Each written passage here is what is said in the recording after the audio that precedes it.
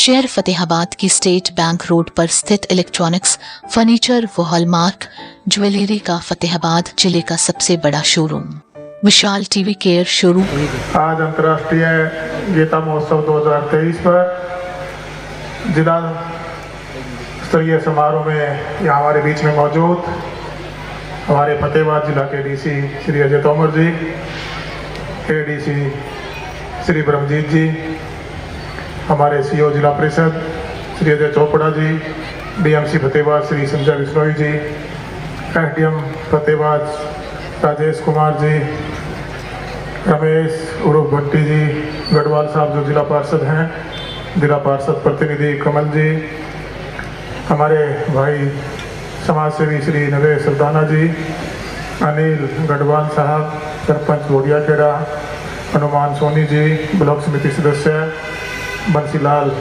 नागर जी, श्री सुजीत गढ़वाल जी, श्री संत कुमार एडवोकेट साहब, श्री परवीन जोड़ा जी, श्री राजेंद्र चौधरी काका जी, श्री रामराज मेहता जी, श्री प्रोफेसर आर के कोशी साहब जो अभी गीता के बारे में जिन्होंने विस्तार से हमारा ज्ञानवर्धन किया, और यहाँ मौजूद सभी गणमान्य विभिन्न स्कूलों के आए हुए अध्यापकगण, स्टूडेंट, छात्र छात्राएं और छायाकार पत्रकार साथी और सभी वरिष्ठ गणमान्य अतिथिगण पहुँचे हैं। आज इस अंतर्राष्ट्रीय गीता महोत्सव में पहुँचने पर मैं आप सभी का अभिनंदन करता हूँ, स्वागत करता हूँ और इस आयोजन की आपको बहुत बहुत बधाई देता हूँ। हरियाणा का गौरव तथा हमारी संस्कृति को जन जन तक पहुँचाने तथा गीता का महत्व बताने के उद्देश्य से प्रदेश सरकार ने हर वर्ष की भांति इस वर्ष भी गीता महोत्सव का आयोजन किया है। इसके लिए मैं माननीय मुख्यमंत्री हमारे मनोहर लाल जी का बहुत बहुत धन्यवाद करता हूं। जिला प्रशासन के अधिकारियों को बधाई देता हूं कि इस भव्य आयोजन में गीता के प्रचार प्रसार में अपना अहम योगदान दिया। युवाओं को धर्म के माध्यम से कर्म से जोड़ने तथा जीवन को सही दिशा देने में गीता से प्रेरणा मिलती है।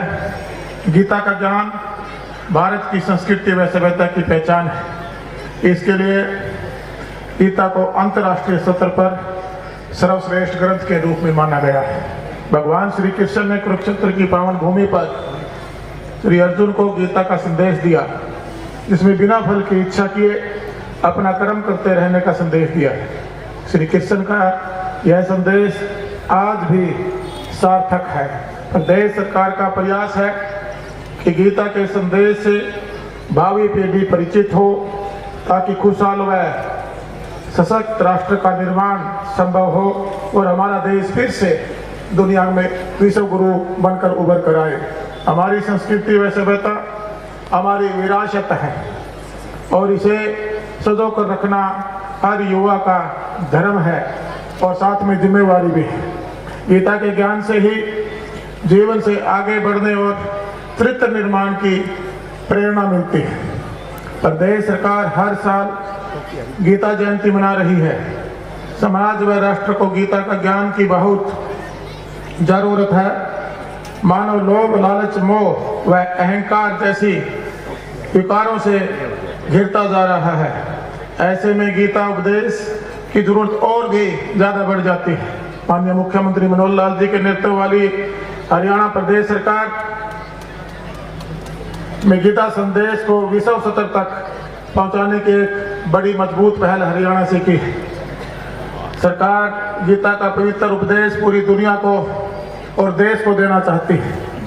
गीता में वह शक्ति है जो हारे हुए निराश व्यक्ति को भी पुनः संपूर्ण बल एवं आशा के साथ खड़ा कर सकती है। यदि भारत गीता को आत्मसत्ता कर आगे बढ़े तो हिंदुस्तान फिर से विश्व गुरु बन सकता है। दरअसल अध्यात्मिक ज्ञान भारत के पास ही रहा है, जिसके सहारे दुनिया का नेतृत्व दोबारा से किया जा सकता है। वेदों पर सार पुराणों में है और पुराणों का सार गीता में समाहित है। गीता विश्व का श्रेष्ठ ग्रंथ है, जिसे हर घर में रखा जाना चाहिए। महाभारत का युद्ध तो राजाओं के मध्य न होकर समाज की अच्छाई, धर्म और बुराई और अधर्म के बीच था। इसीलिए गीता से ज्ञान ले और बुराई का त्याग कर सत्य का हम सबको साथ देना चाहिए। गीता इंसान के सर्वधर्म को जगाने का एक बहुत बड़ा स्रोत है।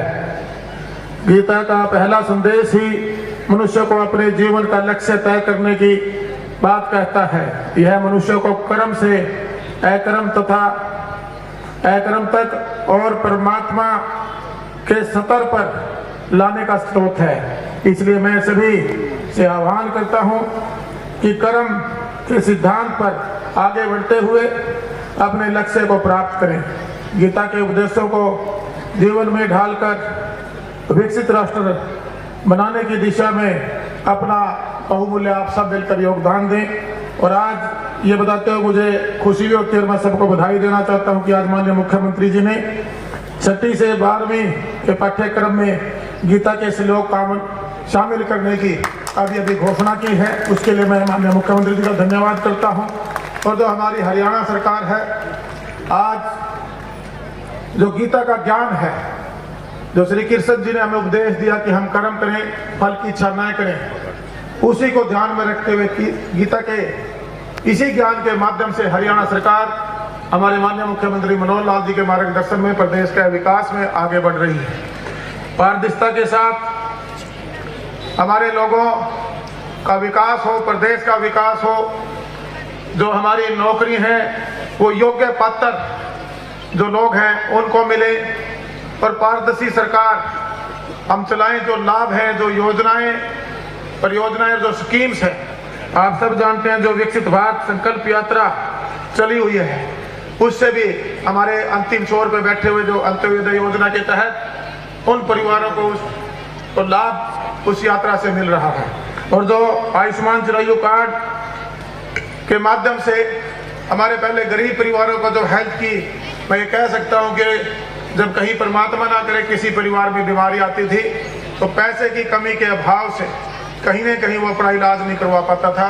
जो चिरायु आयुष्मान योजना सरकार ने चलाई है, 5 लाख तक का इलाज उसमें बिल्कुल मुफ्त है, 1,80,000 के परिवारों तक। और 1,80,000 से 3 लाख तक में सिर्फ मात्र आपको 1500 रुपये जमा करने हैं। और इसी जो हमारे 5 तत्व जो बताए गए, हमारी सरकार ने जल ही जीवन है, क्योंकि हमें पर्यावरण को भी बचाना होगा।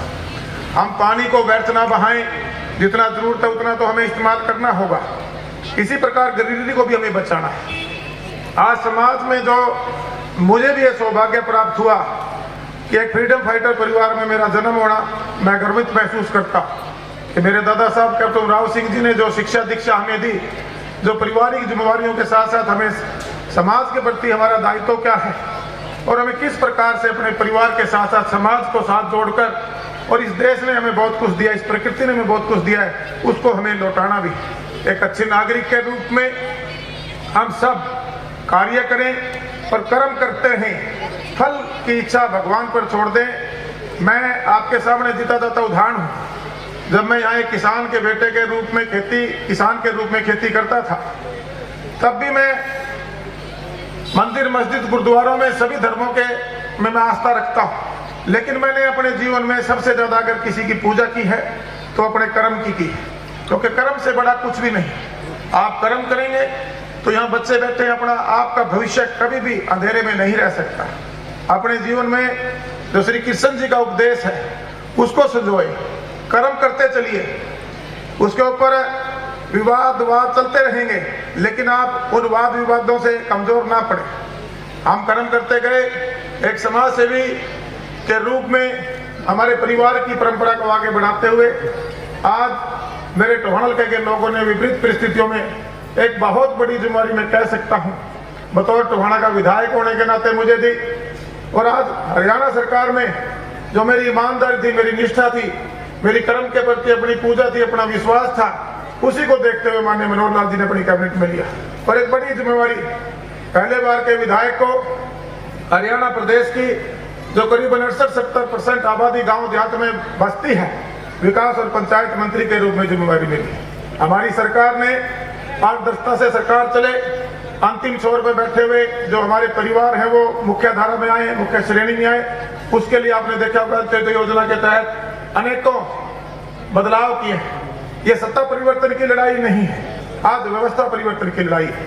आप पिछले 10, 20, 30 साल पहले, 3 या 4 दशक पहले चले जाएंगे, 1947 की देश की आजादी के बाद और इन पिछले 30 से 40 साल, क्योंकि मेरी भी 50 साल से ज्यादा आयु है, जब स्कूलिंग के बाद मुझे कॉलेज में जाने का मौका मिला, उसके बाद अपने पारिवारिक जिम्मेदारियां निभाने का मौका मिला, तो मैंने बहुत बड़ा बदलाव समाज में देखा है। हम कहीं न कहीं महसूस करता हूं, मैं आज एक विधायक और एक मंत्री होने से पहले मैं एक आम नागरिक हूं और एक समाज सेवी भी।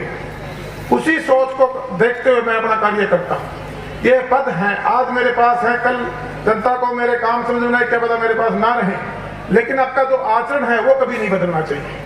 आपने जो एक सोच बनाई है परिवार के लिए, समाज के लिए, उसके साथ साथ प्रकृति के लिए भी एक सोच बनानी है। आज हम ग्रीनरी को भी खत्म करते जा रहे हैं, नए प्लांटेशन हो, उन पौधों को पालना है।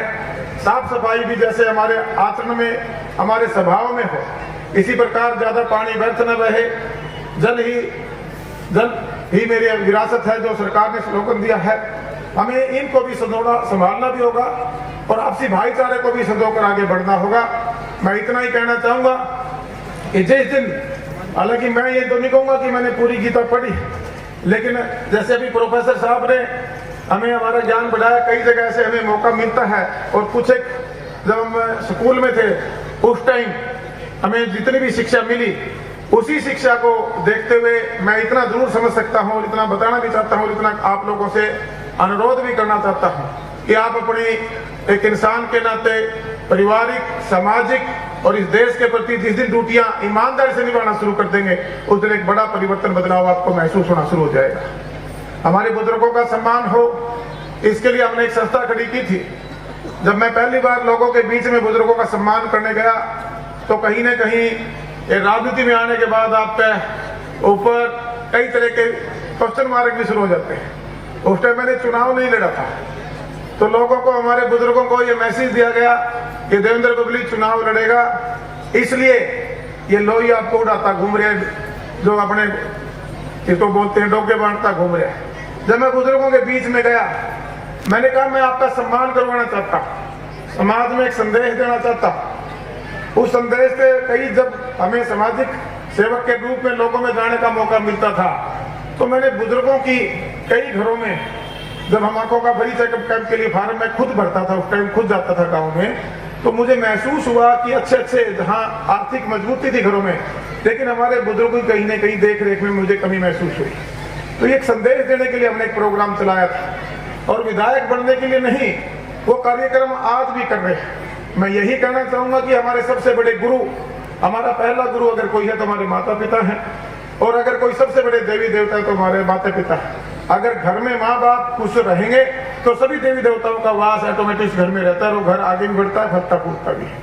आज जितना जो समाज के अंदर ताना बाना कमजोर हुआ है, वो हम लोग ही ठीक कर सकते हैं। सरकारें अपनी अपनी तरफ से कार्य करती हैं, मैं ये नहीं कहूंगा कि पहली सरकारों ने कोई कार्य नहीं किए होंगे, लेकिन विधायक बनने के बाद इस सरकार में हम सहयोगी के रूप में काम कर रहे हैं। मुख्यमंत्री जी के काम करने का भी मुझे करीबन अभी 2 साल मुझे होने वाले हैं। एक नया अनुभव अपने जीवन का मैं कह सकता हूं मुझे हुआ है। हर क्षेत्र के लिए राजनीति से ऊपर उठकर सिर्फ प्रगति और विकास की बात हो, सिर्फ काम की बात हो, ऐसी सोच के साथ आज हरियाणा सरकार काम कर रही है। और कोई भी जो लाभार्थी है, जिसका हक इस देश के संविधान ने दिया है, वो उससे वंचित ना रहे, पारदर्शिता आए, डायरेक्ट उनको लाभ मिले, जो बिचौलिया थे, जो शोषण करते थे, उनसे लोगों को छुटकारा मिले। इस सोच के साथ आज हमारी हरियाणा सरकार काम कर रही है।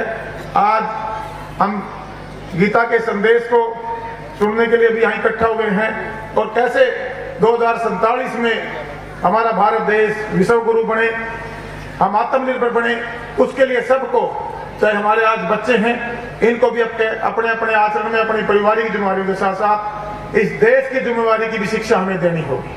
हमारी प्रकृति को जो धरोहर है, जो सौगात प्रकृति से हमें मिली है, उनको हमें कैसे बचाना है, उसके लिए भी हमारे आज से ही जो बच्चे हैं, हमारी असली पूंजी हमारी औलाद है, हमारे बच्चे हैं, इसको हमने इतनी शिक्षा देनी है, इतना गीता का ज्ञान देना है। इसी ज्ञान को लेते हुए ये परिवार के साथ साथ अपने प्रदेश और देश के भी काम आ सकें, ऐसी अच्छी आने वाली हमारी जनरेशन बने, उसके लिए हम सब मिलकर प्रयास करें, समाज को जोड़कर चलें, सबका सम्मान करें। आप सभी से अनुरोध करना चाहूंगा इस भव्य प्रदर्शन के लिए मैं एक बार पूरे जिला प्रशासन का बहुत बहुत धन्यवाद करता हूं। और इस गीता जयंती की शुरुआत हरियाणा में माननीय मनोहर लाल जी ने की, मैं माननीय मनोहर लाल जी का भी धन्यवाद करता हूं और हमारे देश के प्रधानमंत्री नरेंद्र मोदी का धन्यवाद करता हूं। बहुत बहुत धन्यवाद। जय हिंद, जय भारत।